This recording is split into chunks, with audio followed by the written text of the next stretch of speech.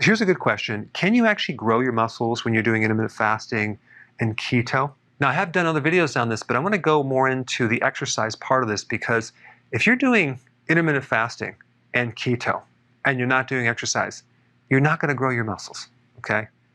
Why? Because the most important stimulus to muscle hypertrophy, which is growing muscle, is the intensity of the exercise. Okay, intensity of the exercise. Now, before I get into the exercise part, I want to talk about the foundation that surrounds this, because when you do intermittent fasting consistently and you're actually adapted to ketosis, you will have higher levels of human growth hormone. And human growth hormone does cause the growth of muscle, and it also prevents the loss of muscle. Now, on the opposite spectrum, if you're eating frequently through the day and you have insulin resistance and you have blood sugar issues, or you're pre-diabetic or diabetic, you're going to have less amino acids going into that muscle. You're going to have more atrophy. So this is an important principle, to consume 2 meals a day, maybe even 1 meal a day, but I think 2 meals a day would be perfect. Maybe keep your carbs at the higher end, but not over that, about 50 grams per day, because it is true that carbohydrates do stimulate insulin, and insulin is an anabolic hormone. However, we don't want to go too high because we were trying to prevent insulin resistance. So if we provide the top limit of carbs, I think that would be a smart thing to do. And of course, we want to make sure that we have enough complete protein for the muscles to choose from, but not go too much. So 7 to 8 ounces of protein per meal would be a really good option. What you have to realize is that when you consume protein, whether it's meat, fish, or eggs, or whatever, minimally, at least half of that is wasted as glucose fuel, because protein turns into glucose, or as nitrogen waste. So you're not really absorbing 100% of that unless you're taking certain types of amino acid blends. So by adding a ton of protein with your meals, that will not help you with this. It just creates more stress on your kidney and your liver, and it can actually increase your glucose a little bit too much. And of course, sufficient sleep is very, very important, because if you're not sleeping, you increase the stress, and the hormone cortisol breaks down muscle protein. Now, this data that I'm going to tell you about right now is very, very powerful. And I got this from an interview from Dorian Yates. So he actually achieved Mr. Olympia 6 times. So I wanted to see what he had to say about muscle growth, and I really liked his data. Now, it is true that most bodybuilders, including him, took a lot of steroids and growth hormones. However, I really liked his philosophy on muscle growth, and I think it makes a lot of sense. Personally, I am not doing it simply because that's not my goal right now, but I think it's worth looking at. This is what he said. Now, he'll start off with some warm-up sets, okay, some lightweight, just like most people will do that. So you warm up the muscle with some lighter weights, but then he will do one insanely, extremely difficult set of about 6 to 8 reps. So he will do these reps to total failure and beyond, okay? So he will go as hard as he can, and then when he can't go anymore, he'll get someone to spot him and assist him with a few more reps, okay? So he's going beyond total failure, and that's based on this principle of intensity right here. I mean, he is maximizing that workout intensity, because really what you're trying to do is you're trying to damage the muscle. You're trying to destroy that muscle through difficulty. Now, a couple key points to this.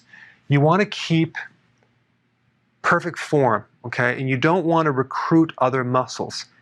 And you don't want to create momentum as you're working out. You're trying to isolate one muscle at a time to maximum failure and beyond.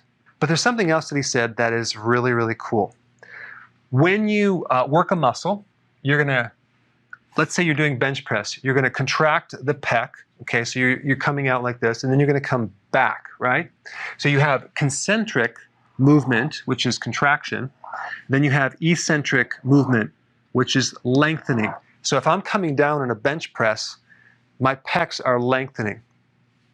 And the eccentric part, which is the negative part, is actually stronger than the concentric part, but it's often neglected.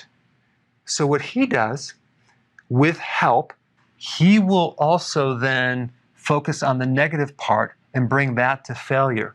So if you were to have someone spot you on a bench press and you've just did 8 reps to total failure, you would have them assist you on the concentric part, okay, help you lift it all the way up, and then you would just bring it down slowly, okay, and you would keep doing that until you can't do it anymore, to failure.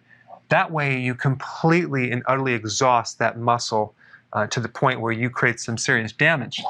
Now, he's only going to work that muscle once a week. He's not going to hit it tomorrow or the next day. So he works at one muscle per week, and here's the key. You let it recover fully, 100%. Here's a big mistake that a lot of people do, is they work out when that muscle is incomplete, that hasn't healed. So that's when you create scar tissue and injury. So this, number 5, allowing your muscle to recover fully, is what makes the muscle get bigger, okay? The exercise, the intensity, is just the damage of the muscle, and then you let it heal. And so then the next time you work out, you're a little bit stronger. And at some point, you want to keep increasing the weight more and more and more until the muscle grows. So you don't want to go for momentum. You want controlled, isolated movement with a pause. So if you're doing a bench press, you come all the way to the end, you pause, and then come all the way back. And you come back on the eccentric part slower than this part right here. So we have some warm-ups, 1 intense set per exercise. Now he may hit that muscle like the pec with maybe 3 to 4 to 5 different exercises, but he's only going to do that 1 intense to total failure and beyond once per week. And for details on all this, definitely get one of his books and you can read up on it. He works out 1 hour per day, only 4 times a week. On the off days, he did cardio, which actually helps the recovery. Now, of course, if you're going to do this, you do not want to jump into this right away because you could hurt yourself. You want to go into this very, very gradual, probably hire a personal trainer to help you, and you want to, over a period of weeks, build up to this intense total failure and beyond set. But I really think if you combine this with your keto, intermittent fasting, keep your stress low, good sleep, you're going to be able to get muscle hypertrophy. All right, and number 5, very important. Okay, this is going to get you this right here. So you have to work out intensely to create the damage and the soreness, and then you have to recover completely for you to be able to have this occur. So it might take longer than a week. It could take 2 weeks, and sometimes maybe even 3 if you're just starting out. Thanks for watching.